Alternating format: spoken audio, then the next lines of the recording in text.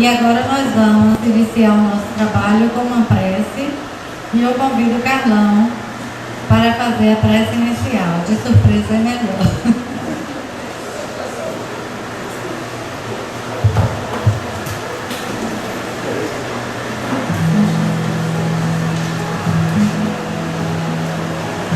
Jesus, espíritos amigos, espíritos mentores, espíritos trabalhadores, que nesta noite e que nesta semana de aniversário possa nos ajudar, nos auxiliar, não só das nossas tarefas da casa, como também no entendimento, nas mensagens que a gente pretendeu trazer para que nós compreendêssemos ainda mais o trabalho desta doutrina nesta comunidade e nesta cidade de Salvador. Que eles possam iluminar o palestrante desta noite, para que ele possa expressar o seu conhecimento de forma mais clara possível. Pai nosso, que estás no céu, santificado seja o vosso nome. Venha a nós o vosso reino. Seja feita a vossa vontade, assim na terra como no céu. O nosso cada dia caiu do céu. Perdoai as nossas dívidas, assim como nós perdoamos. Eu convido aqui o nosso querido irmão Paulo de Tarso, que irá falar sobre o tema função social da mediunidade.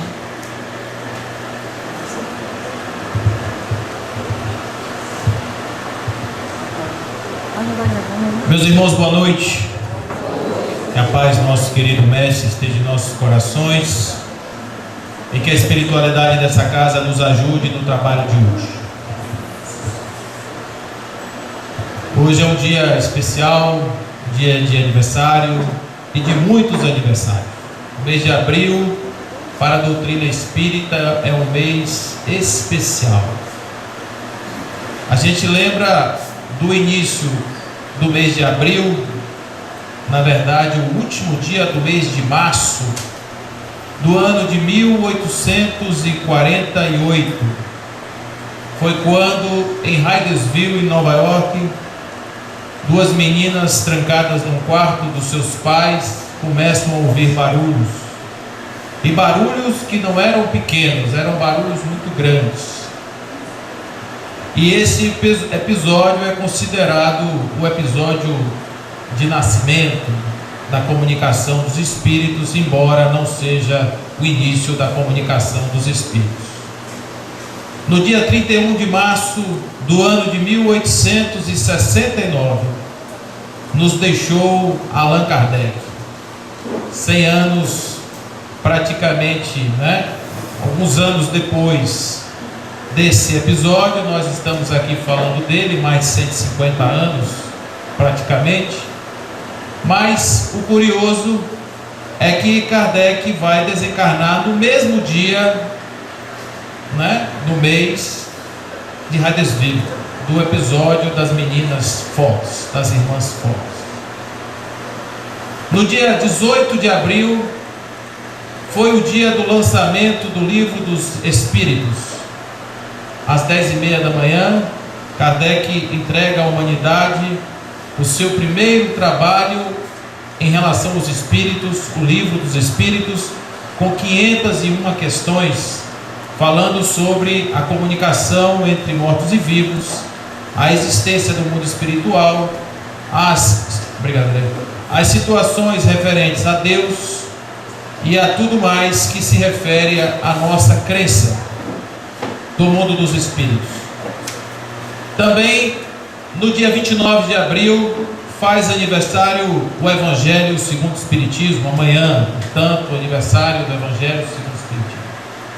E o aniversário dessa casa que nos traz aqui na noite de hoje, para falar sobre mediunidade, para falar sobre a função social da mediunidade.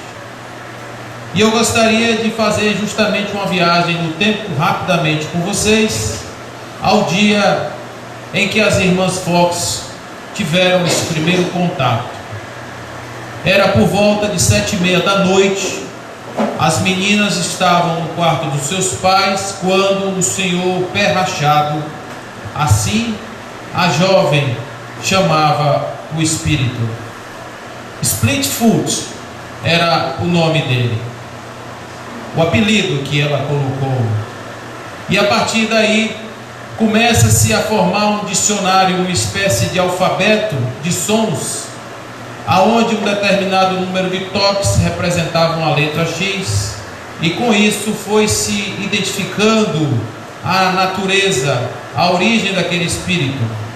Era um homem chamado Charles Rosman, um pai de família, caixeiro viajante com filhos, e que naquela noite havia se hospedado naquela casa com $500, e por conta desses $500 ele foi morto com uma faca de açougueiro, seu corpo enterrado no sótão da casa. Como resultado dessa investigação, vão cavar o sótão da casa, vão achar água e alguns ossos, mas ainda nada que pudesse comprovar a informação daquele espírito. Apenas no ano de 1904, quando os meninos brincam naquela casa que já estava em escombros, uma parede cai, e dentro da parede eis que está aí agora o esqueleto de Charles Rosman e a caixa que ele guardava os $500 junto do esqueleto.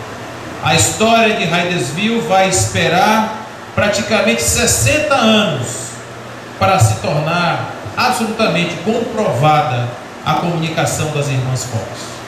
Essas meninas viraram estrelas da noite, se juntaram com outra irmã, uma irmã mais velha, já casada, e esta irmã vai levar as duas mais novas para o estrelato. E obviamente que o resultado disso não foi muito bom. Isso mostra uma faceta que é bastante curiosa do espiritualismo anglo-saxônico. Na América é normal assistirmos a filmes aonde os médiuns são aqueles homens que andam com gravadores. Quem está aí fazendo filmes sensacionalistas sobre os espíritos, embora os americanos façam filmes espíritas muito melhor do que nós.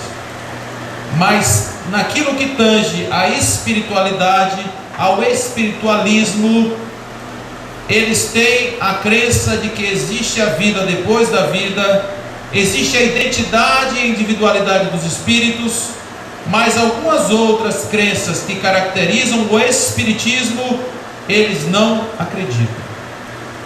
E por isso é diferente. Espiritualismo é uma coisa, espiritismo é outra coisa. Quando as mesas começam a girar na América e que vão até a Europa, e nos salões da França elas começam a bater, um homem vai estar extremamente curioso daquele fenômeno e vai chamar o seu amigo cientista. Esse homem chamava-se Fortier.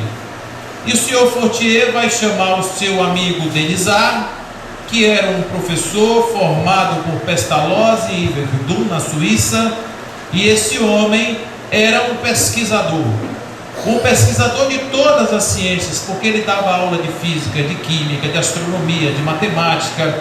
Ele era um especialista em gramática, em aritmética, e ele ensinava crianças. A especialidade desse seu amigo Rivail, Denisard Rivail, era exatamente ensinar crianças.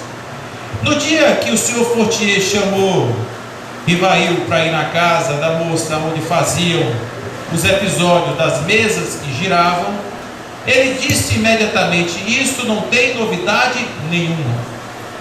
Como assim não tem novidade? É um espetáculo, as mesas dançam no salão, não tem novidade.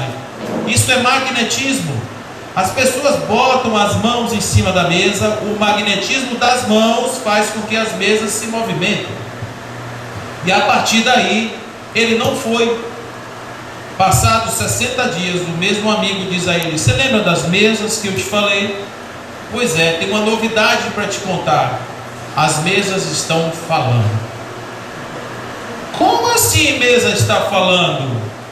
Mesa falando, essa aí eu quero ver. Porque de trás ou por detrás de um efeito inteligente existe necessariamente uma causa inteligente. E assim, Hippolyte Léon Delisle Rivail vai à casa da senhora Plana Maison, vai à casa do senhor Boudet, vai à casa do senhor Rostand, vai à casa de todas aquelas pessoas aonde os efeitos estavam sendo vistos. E com isso ele se junta com mais 4 amigos, um editor de livros, um escritor de peças de teatro, 2 professores, e juntos eles vão fazer a coleta das perguntas e respostas a respeito da vida no mundo espiritual. Os 4 amigos vão entregar a Delisle 50 cadernos com perguntas e respostas. E juntamente com todo o seu trabalho que ele fazia nas casas com médiums que tinham em volta de entre 12 e 17 anos, ele faz perguntas que as pessoas não faziam. Ele pergunta, as pessoas perguntavam: quantos netos eu tenho? A mesa batia a perna. Quantos anos eu tenho? A mesa batia a perna. E teve um caso curioso de um senhor que chegou dizendo para todo mundo qual era a idade dele, e quando perguntou à mesa, a mesa disse uma idade diferente. Todo mundo ficou dizendo: mas a mesa está mentindo. E ele disse: não, quem está mentindo sou eu, a mesa está falando a verdade. Se vocês pegassem o jornal daquela época, vocês iam encontrar as charges do jornal criticando ou fazendo graça das mesas que dançavam. Inclusive uma bastante curiosa, uma mesa na frente do delegado, junto com uma pessoa, dizendo: esta mesa viu o autor do crime e vai confessar. Então isso acontecia em pleno século XVIII. Antes desses episódios de Hydesville, nós vamos ver, inclusive na América, a publicação de um livro chamado A Cabana do Pai Tomás, se eu não me engano, no ano de 1843. E este livro, que foi um libelo da libertação dos escravos na América, ele depois, conforme o seu autor confessa, foi totalmente passado pelos espíritos. Os espíritos ditaram para ele aquele livro chamado A Cabana do Pai Tomás. E assim também, se nós formos para o século XVIII, nós vamos encontrar um homem chamado Swedenborg, que ele era um homem muito inteligente, absolutamente inteligente. E nós vamos encontrar este homem fazendo previsões, tendo visões, falando de colônias espirituais, inclusive enxergando um incêndio que estava acontecendo na sua cidade, em Estocolmo, enquanto ele estava em Gothenburg, que é alguns quilômetros, cerca de 350 quilômetros de distância. E ele disse: está acontecendo um incêndio agora em Estocolmo. E 3 dias depois, porque não tinha internet, não tinha Facebook, não tinha Jornal Nacional, não tinha Jornal da Band, não tinha nada disso, as pessoas levavam 3, 4, 5 dias para saber o que aconteceu em outros lugares do mundo. Então, quando chegou a notícia, realmente só se comprovou que ele, sentado na mesa, jantando com amigos, foi capaz de se desdobrar e verificar os efeitos que aconteciam lá. Mas antes até dele, nós vamos ver pessoas que defendiam a ideia dos espíritos. Inclusive em 1600, Giordano Bruno, morto, queimado praticamente, por conta de uma heresia em função dos espíritos. Vamos para o século XIII, vamos para o século XIV, e nós vamos encontrar lá Joana d'Arc. Nós vamos encontrar outras pessoas que tiveram claramente influência de espíritos na comunicação. E aí, se nós descermos mais ainda, vamos encontrar no Evangelho de Jesus inúmeros casos de efeitos mediúnicos. Antes de Jesus, 500 anos antes de Jesus, nós vamos encontrar os gregos falando da alma, falando do espírito, falando do daimon, daquele espírito gênio, amigo, que influenciava em todos os pensamentos filosóficos. E antes até, os profetas que falavam saindo da Babilônia, de todas as visões a respeito do mundo espiritual. Em outras palavras, meus amigos, a espiritualidade presente na vida do homem é algo que existe desde o dia que o homem botou os pés nessa terra. Então não existe criação de espíritos a partir de Kardec. O que existe é, depois de Kardec, existiu uma ciência que traz pressupostos em relação à existência dos espíritos, a comunicabilidade entre mortos e vivos, a existência de vida após a vida, pluralidade dos mundos habitados e a existência de Deus como causa cáusica, como causa primeira, inteligência suprema de todas as coisas. Então, é a partir de Kardec que é possível fazer uma investigação segura a respeito dos fenômenos da mediunidade, e é ele que nos fornece as informações. Ele, quando eu digo Kardec, é a sua doutrina passada pelos espíritos, que vai nos explicar exatamente como fazer uma reunião mediúnica, como fazer as nossas organizações, porque para tudo Kardec tinha uma preocupação. Antes de morrer, ele se preocupava com o movimento que ele acabou de criar. Como seria o espiritismo após a sua morte? Como se daria a estruturação do movimento? Quem lideraria aquelas correntes de batalha contra a igreja? Vocês podem imaginar o tipo de reação que acontece em relação à igreja daquele tempo, quando os espíritos vêm dizer que não são necessárias igrejas ou quaisquer tipo de dogmas, ou imagens, ou quaisquer tipo de pensamentos que não sejam simplesmente o da razão e a crença nessas coisas que traz como pressupostos para que nós possamos estar no lugar que nós chamamos de reino de Deus. Não precisa da igreja. Aquela história de fora da igreja não existe salvação, não é verdade. Então vocês podem imaginar que por muito menos do que isso, homens foram levados à fogueira.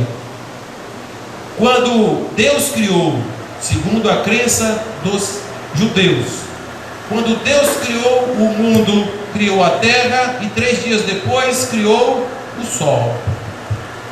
3 dias depois. Então a terra veio primeiro. Para esses homens, a terra era o centro do universo. Um belo dia, um cientista desocupado pegou um caco de garrafa, apontou para o universo e viu que não era isso. O sol era o centro do universo.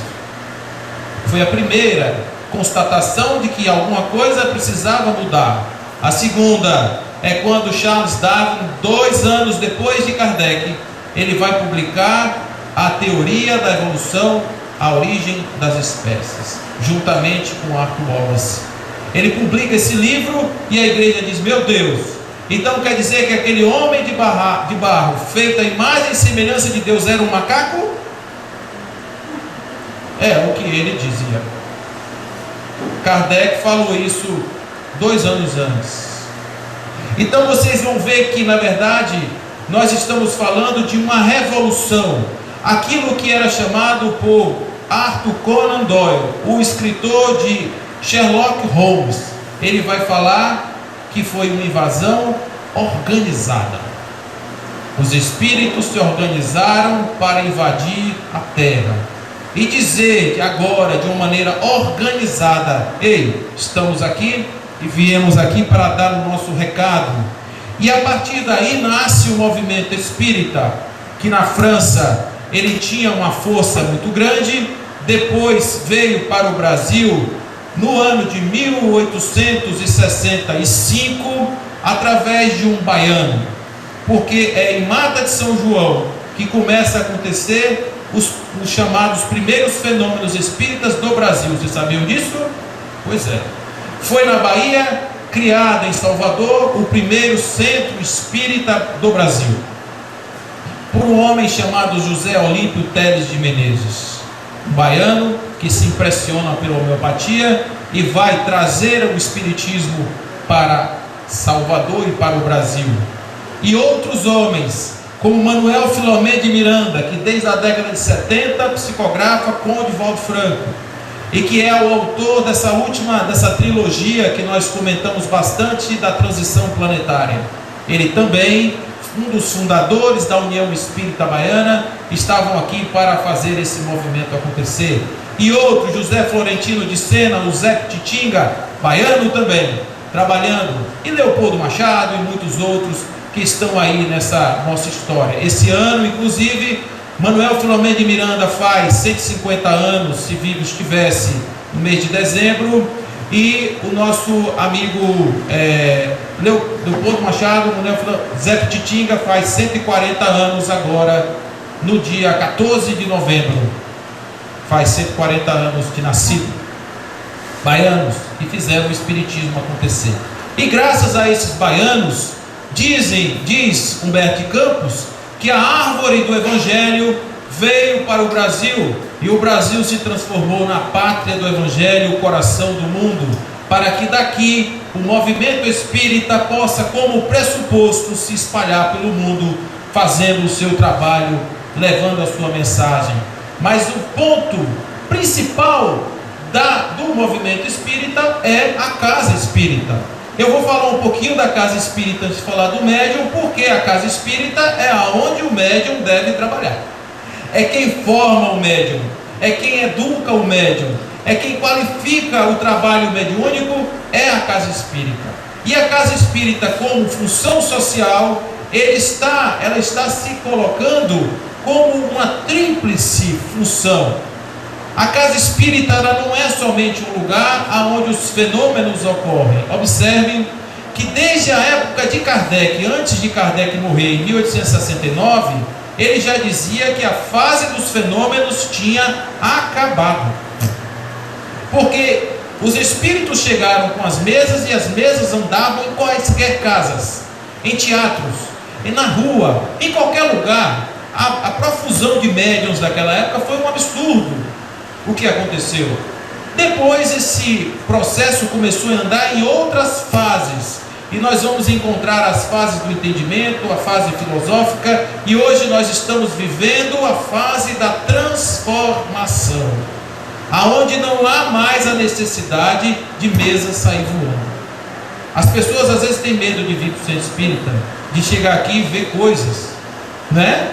Ver gente incorporando, cadeira voando, essas coisas, e a pessoa chega no centro espírita e diz: eu não vi nada, é assim mesmo, não tem nada, eu cheguei, não aconteceu nada. Pois é assim mesmo, porque agora a transformação e o movimento é interior, tem que acontecer dentro das pessoas.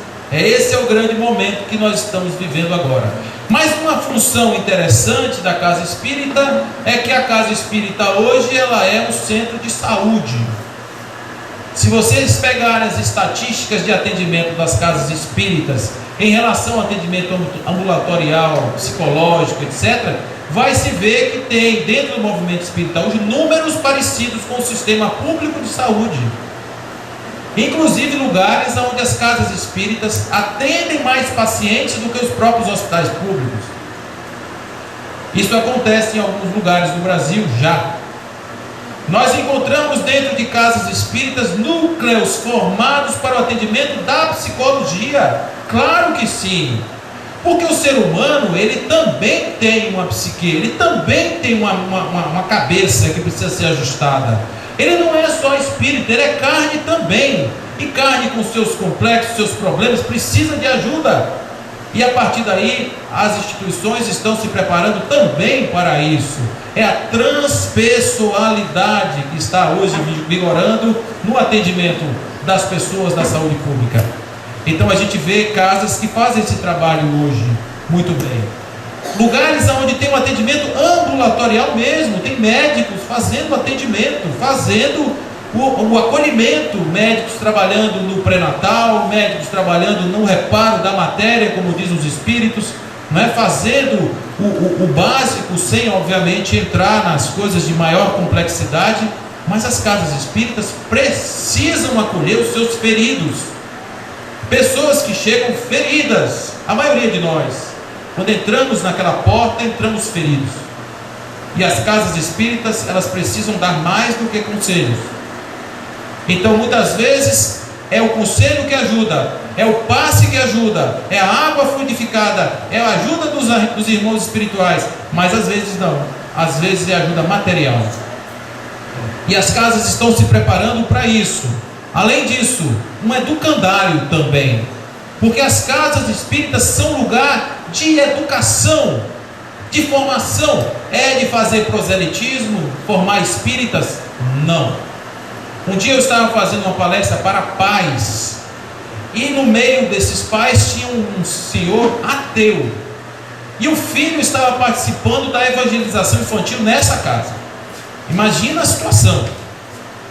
Aí ele estava preocupado e disse assim: meu filho, antes de vir para cá, eu estava preocupado porque eu sou ateu, e o meu filho viria para cá ser doutrinado para uma religião. Você está enganado. O seu filho está sendo aqui educado para ser um homem de bem.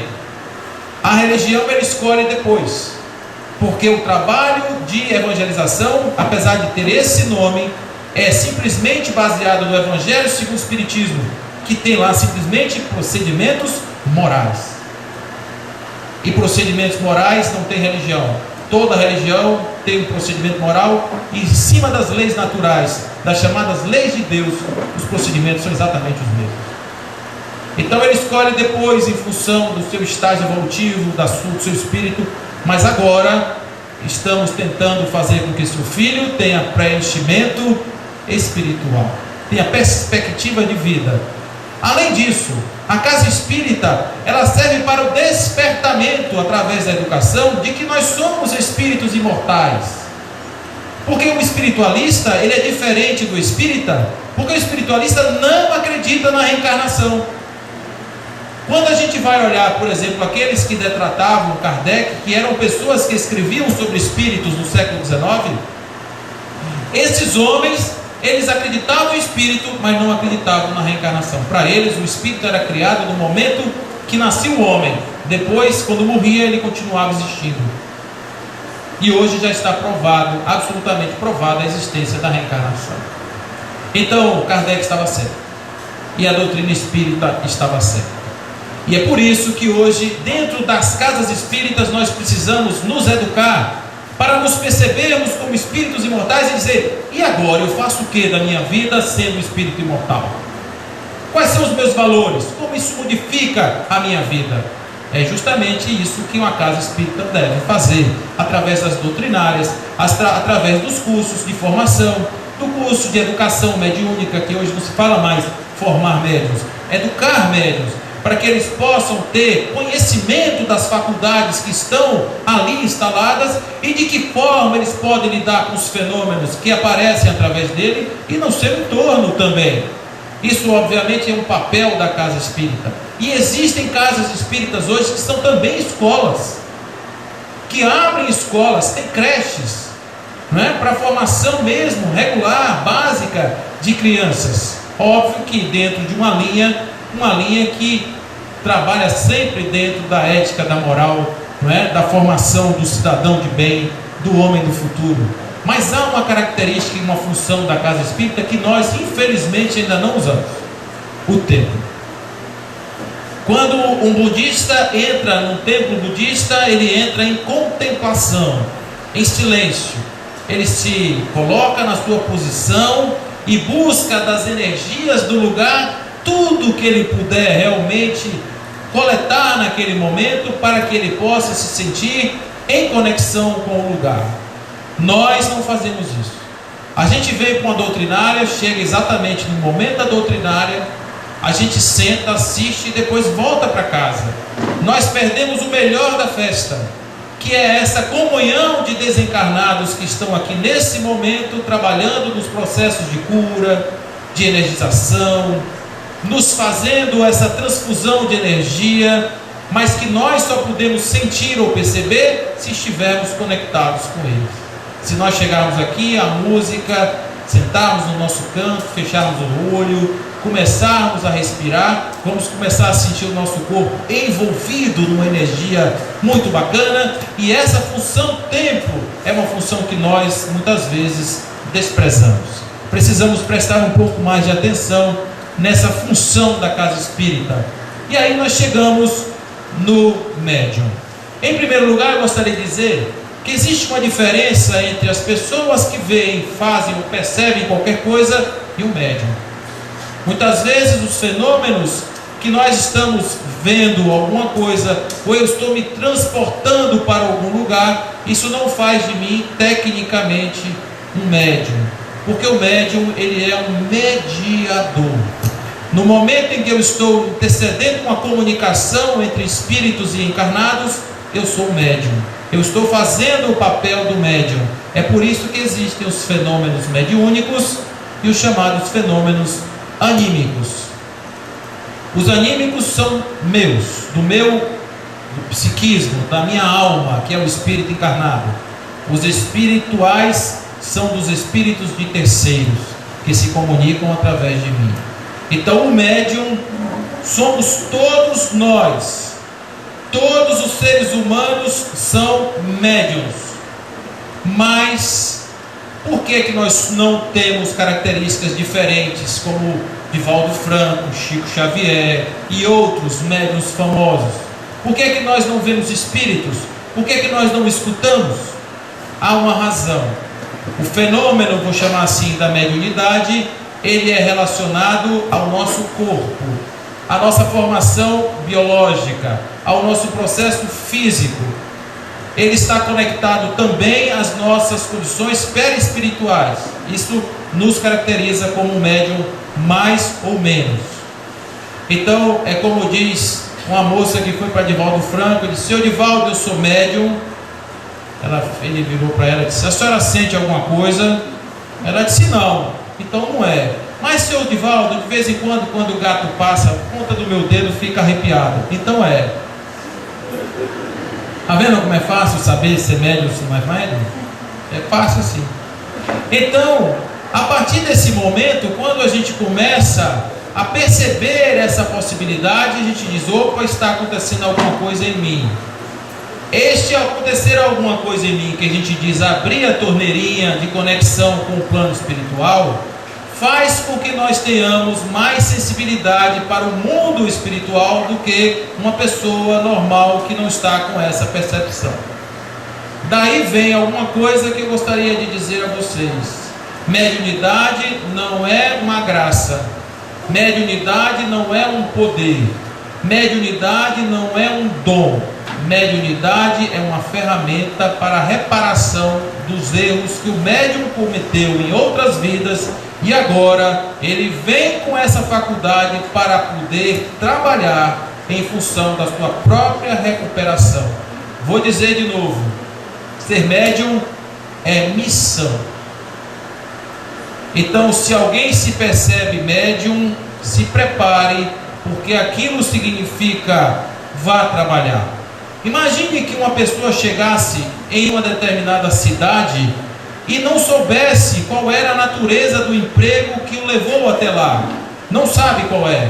Então, ele vai chegar na garagem da sua casa e vai encontrar uma picareta e uma pá. Óbvio, ele vai cavar o chão.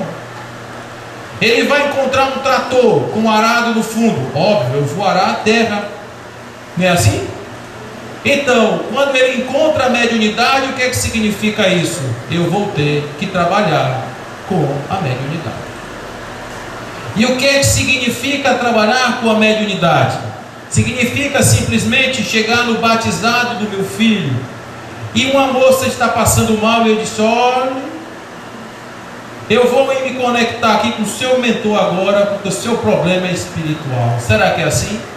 Será que eu posso fazer uma demonstração dos meus poderes de Grayskull em qualquer lugar? É aí que começa a complicar a história. Porque quando o médium ele está aberto para as suas conexões espirituais, o médium está mais suscetível às influências boas e más. Quando eu ligo o rádio para ouvir música, eu quero ouvir música. Mas se naquele momento eu botar o rádio na notícia, eu vou ouvir a notícia. Se eu estiver alegre, eu vou estar sintonizado em energias alegres. Se eu estiver triste, eu vou estar sintonizado em energias mais tristes. Então eu preciso começar a olhar que a mediunidade me traz responsabilidades. Dona Ivone do Amaral Pereira tem uma história muito interessante com ela. Ela, solteira, passando fome, 3 dias sem comer. E essa história foi contada por Marcel Mariano semana passada. Então ela está 3 dias sem comer, e aí ela resolveu botar um banho, botar um vestido do mais elegante e ir para o cais, olhar o mar e ver se ela, chorando ali, ela resolvia os seus problemas. Porque tem horas que os espíritos guias não aparecem. É justamente para o povo pensar, né? Pensar. Então o que acontece? Ela foi chorar. Lá de longe, o marinheiro do olho comprido viu aquela moça esbelta na beira do mar e disse: opa, vou encostar. Ele encostou, disse: como vai? O mar, etc. Tudo que chora, tal, uma poesia aqui, outra ali. Convidou para jantar naquele dia à noite. Ela foi para casa toda feliz. Imagine 3 dias sem comer. E ela vai e tal, uma fome enorme. Quando ela se arruma, botou o perfume, vai chegando na frente do restaurante, apareceu o mentor dela e disse: deixa eu lhe falar uma coisa. Você sabe o que significa um marinheiro encontrando uma moça como você na beira do mar, lhe chamando para jantar? Você está sabendo que depois a sobremesa vai ser você. E esse rapaz que está aí não é a melhor companhia para você.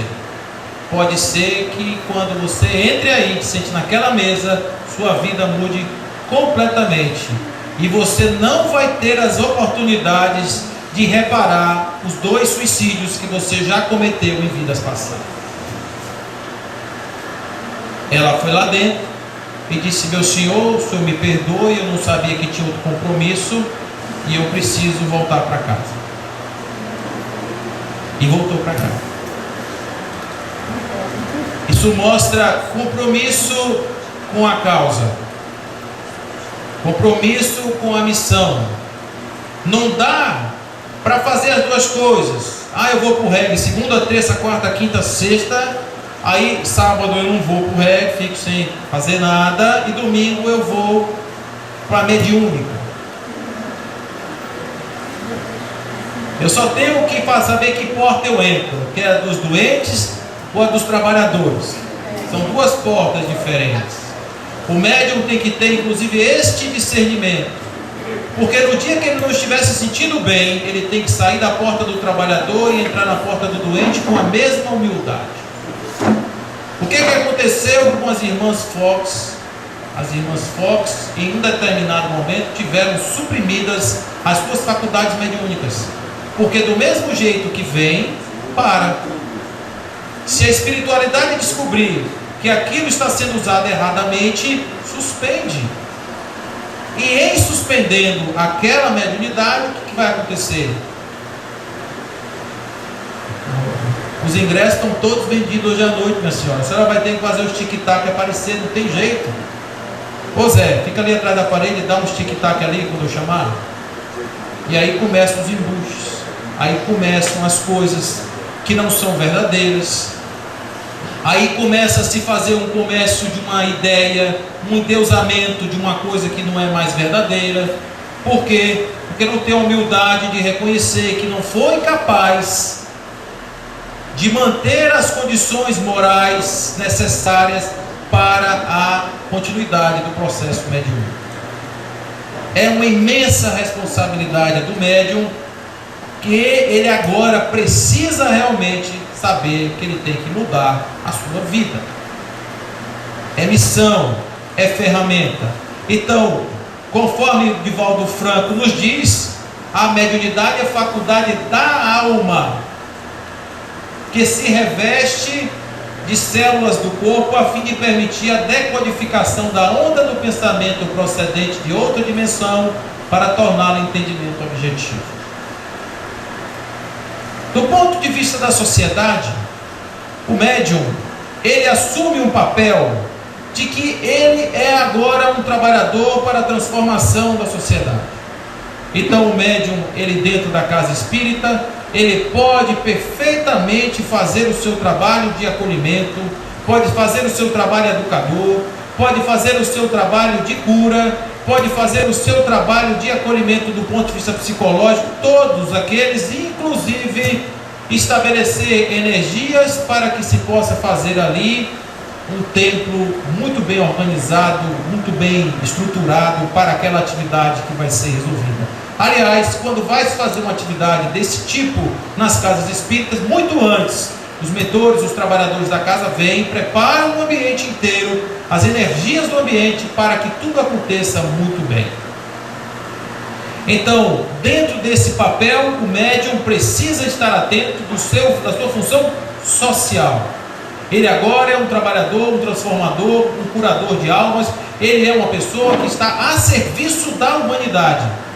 E é por isso que esse homem deve pensar que ele tem a sua faculdade, que não é nada de especial. Olha o que Herculano Pires diz: a mediunidade não é privilégio, não é concessão especial, mas é uma faculdade humana natural. Todos temos, em maior ou menor grau, conforme as nossas necessidades. Da mesma maneira que nós temos que usar a inteligência e nossas habilidades ao serviço do próximo, assim também devemos utilizar a mediunidade na boa orientação das relações sociais. Então, a gente, quando diz que a doutrina espírita tem a sua metodologia de trabalho com a espiritualidade, a gente não quer dizer que a doutrina espírita é a melhor coisa do mundo e que os outros são atrasados. Ninguém está falando isso.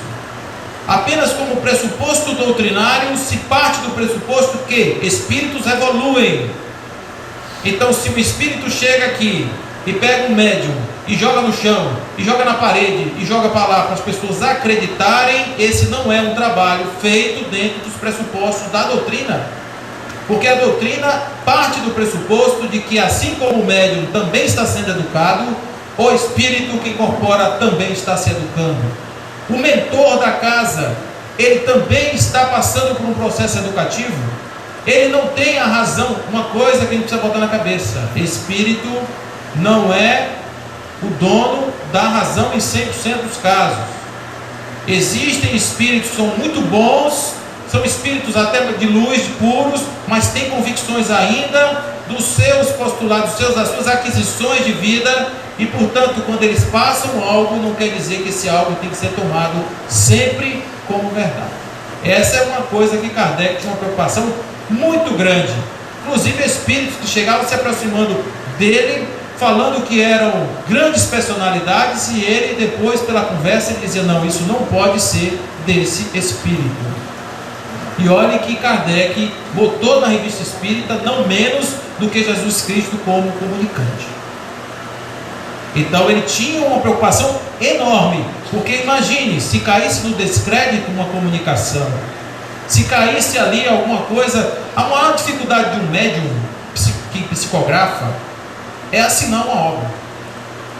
Porque você imagina o seguinte: você é um médium, tarimbado e tal, começa a ter vontade de escrever, e começa a escrever, e vai escrever um livro, e de repente no final, assinado Jesus Cristo. O médium, ele não vai conseguir fazer isso, a não ser que ele diga: eu tenho coragem de botar um livro, uma psicografia de Jesus Cristo no mercado. Isso é uma coisa que é uma atitude nobre. Qual é a outra atitude? É o médium escreve um livro qualquer, falando qualquer coisa, de qualquer jeito, fora de um contexto doutrinário, contando uma história mesma coisa igual todas as vezes, e chega lá, assina com um nome pomposo para todo mundo comprar o livro. Porque também tem isso. Se a gente chegar hoje na literatura espírita, nós vamos encontrar 10 milhões de livros. Vamos passar a peneira, vão sobrar uns 3 mil, 4 mil, que são realmente livros bons. né? O resto é livro bacana para a gente ler quando está no hospital, quando está se recuperando, que a gente vê é alta ajuda. Mas livro mesmo assim de orientação doutrinária são poucos. Então o médium tem que ter esse papel e essa preocupação. O que eu vou dizer à sociedade? Como eu vou me apresentar à sociedade? Não é? Não faz sentido uma pessoa chegar num centro espírita, ser atendido num trabalho mediúnico, aonde tem ali um médium, e no dia seguinte encontrar o médium caído ali na avenida depois do carnaval, da lavagem de Itapuã. Óbvio que não está certo, não é? É um preço a pagar, é uma opção de vida a ser feita. Então é preciso compreender que não tem nada. E aí vem uma questão que é extremamente interessante, que isso foi abordado por alguns filósofos argentinos, porque além do Papa nós temos também bons espíritas argentinos, e Manuel Porteiro vai falar e vai criar juntamente com outros filósofos, pegando a ponga de ninguém menos do que Leon Denis, o continuador de Kardec, falando que os espíritos, de um modo geral, estão influenciando nossa vida constantemente. Questão 459 do Livro dos Espíritos. Constantemente, quando pergunta, os espíritos influenciam nas nossas vidas cotidianas muito mais do que vocês pensam. De ordinário, são eles que vos dirigem. Assim respondem os espíritos. Então vocês observam que grandes mudanças na sociedade são arquitetadas e trabalhadas pela espiritualidade, que chega no pé da orelha do cara e diz: ó, faça assim, escolha aquele. Isso acontece inclusive em grandes eventos da humanidade, quando a gente vai ver por que as grandes conquistas, por que as grandes guerras, e depois a gente vai entender o que aconteceu depois, e a gente vai ver, fazia todo sentido. No livro Brasil, Coração do Mundo, Padre do Evangelho, Medicão conta várias dessas histórias. Por que chegamos até aqui? O que significa quem trabalhou para construir essa estrada para nós chegarmos aqui? Isso é o que se chama de mediunidade social. São os espíritos interferindo na nossa vida para poder fazer com que nós paremos de fazer bobagens e possamos de repente mudar significativamente as nossas vidas. Estamos vivendo um período de transição planetária, onde espíritos de outros orbes estão vindo para a Terra, encarnando na Terra para fazer a modificação do padrão vibratório da psicosfera do planeta. São crianças que chegam, que estão botando os pais doidos, e os pais estão tratando as crianças com Ritalina, porque não aguenta a velocidade dos meninos. Aí diz: esse menino só pode ser autista, só pode ser como é que chama? Hiperativo. Esse menino toma Ritalina, agora está igual a mim, né? Um cansado, um homem boi, que acorda de manhã, come, vai trabalhar, volta, come, vai dormir, igual a vaca, igualzinho todos nós. E os meninos chegam cheios de ideias, cheios de pensamento, cheios de coisa, e ó, a tesoura cortando de todos os lados. Então, a partir dessa mediunidade social, nós estamos entendendo que no futuro o homem vai evoluir. Mas vai evoluir para onde? Nós já tivemos aqui, talvez em outra situação, um olho só, hoje temos duas orelhas, boca. Vamos imaginar que isso tudo foi resultado do acaso da evolução. Qual seria a próxima evolução do homem? Perder o cérebro, por exemplo. 80% do cérebro, já que a gente não usa. Não é verdade? O cérebro é um caso anômalo, porque tudo o que a gente explica porque foi o uso e tal, foi usando, apareceu. O cérebro não, o cérebro a gente só usa 10%, então 90% ficou de reserva. O dia que você aprender a usar, né? Então, essa mediunidade vai nos fazer evoluir, para que um dia lá na frente, nossos corpos menos densos possam estabelecer uma mediunidade mais plural. Ou seja, todos vamos ter contato espiritual, os dois mundos vão parecer para nós mais próximos, e a carne será meramente um processo transitório para nos ensinar algo mais sobre os instintos que nós ainda não aprendemos. E o corpo é, de fato, a grande escola do espírito, né? E aí vem aquilo que é chamado de espiritocracia, que é esse governo criado por espíritos que de certa forma estão interferindo na humanidade para que a humanidade realmente não se destrua, para que a humanidade caminhe, mude uma forma de pensar. Esse é um pensamento, né, que Allan Kardec inclusive traz em obras póstumas. Ele fala que isso chamaria aristocracia intelecto-moral. Seriam espíritos de escola trabalhando no direcionamento do nosso planeta. E aí vem justamente essa questão da mediunidade como ferramenta de mudança, de transformação do homem. Porque para o médium, ele é um ser privilegiado nesse momento. Porque ele é o primeiro a ouvir o que o Espírito tem a dizer. Ele não pode fazer de conta que aquilo não foi para ele. Ele tem que ouvir. Inclusive, Divaldo conta uma história interessante, que ele estava passando um perrengue grande, enorme, e ele virou para a dona Joana e falou assim: minha irmã, o que é que eu faço? Pelo amor de Jesus, a senhora ajuda todo mundo, dá conselho a todo mundo, e a mim, que sou seu trabalhador, a senhora não dá conselho nenhum, eu estou aqui morrendo e a senhora não faz nada por mim. Ela disse assim: meu filho, pega o livro tal, abra na página tal, que eu vou lhe mostrar uma coisa. Lê aí. Aí ele leu: tu deves. Quem é tu? Tu é você. Se você não tomou para você, é problema seu, mas foi para você que eu mandei essa, né? Segura.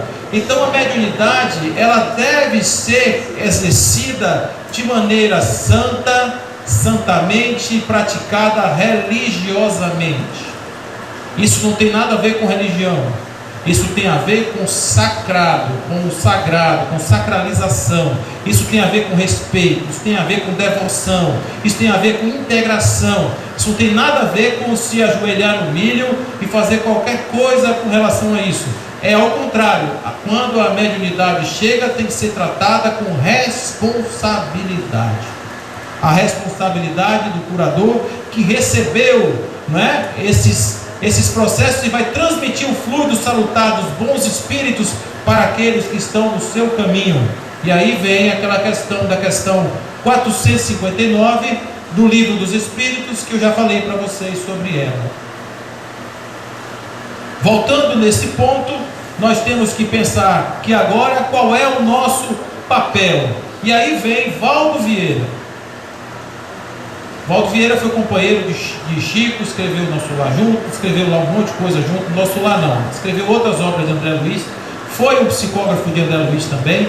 Inclusive teve obras de André Luiz que ele psicografou as páginas pares e Chico as páginas ímpares em cidades diferentes.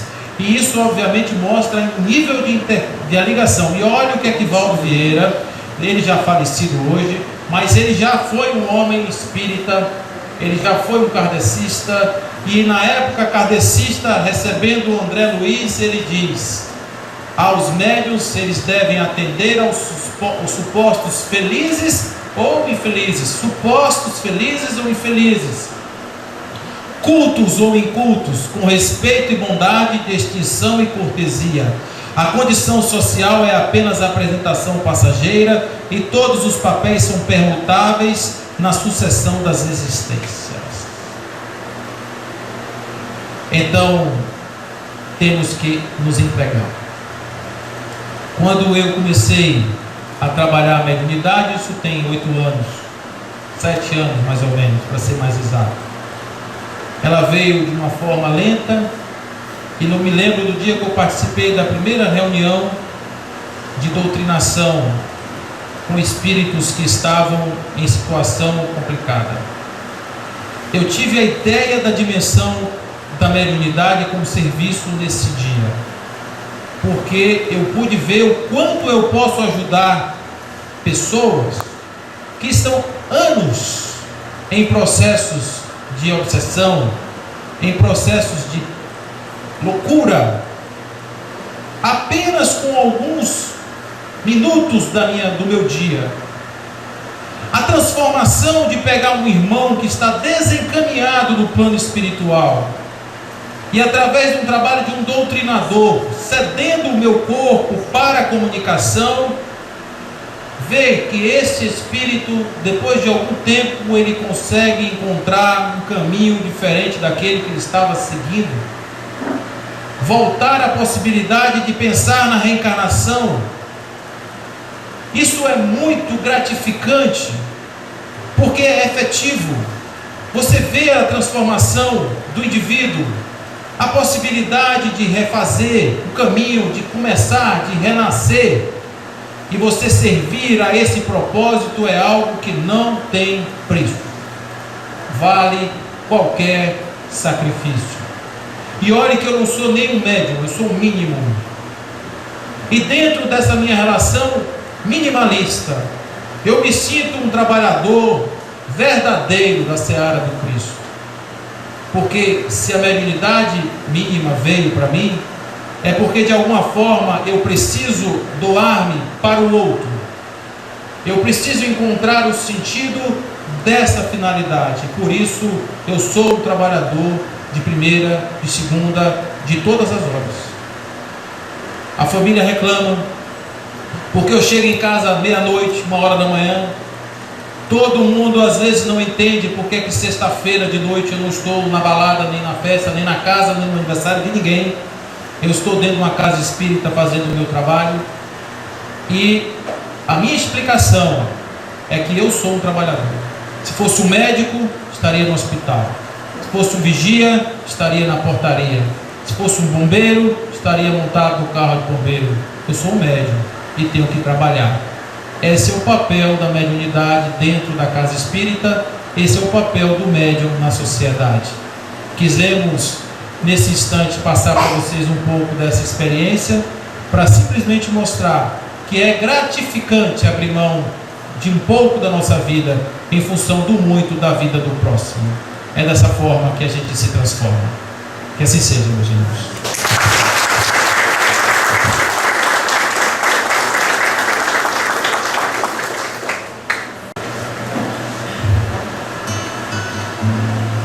Queridos irmãos,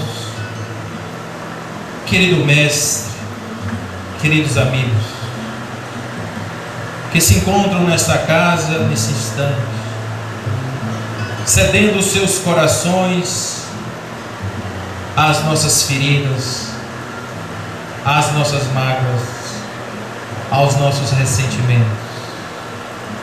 Agradecemos em nome do Pai Maior a tua generosidade para conosco, para que possamos, ao sairmos daqui, sermos luzes a iluminar as nossas casas, as ruas dessa cidade, os irmãos caídos, aqueles que se encontram nos hospitais, nas penitenciárias, aqueles que se encontram caídos nos guetos, os abandonados, os deprimidos, e que nós possamos com as nossas mãos e com a luz que tu nos deste para iluminar, soerguer os irmãos dessa estrada e principalmente a todos nós, na compreensão do que somos, na compreensão de onde estamos, para onde vamos e do teu papel em nossas vidas. Senhor amigo, companheiro, faz-nos jornadeiros da tua jornada, faz-nos caminhantes da sua estrada, e que o teu farol nos ilumine, para que não nos percamos de ti jamais, e possamos estar com tua palavra e teus ensinamentos, fazendo do nosso coração o amor que tu podes entregar nesta terra, agora e sempre seguindo na tua luz e na tua paz, que assim seja.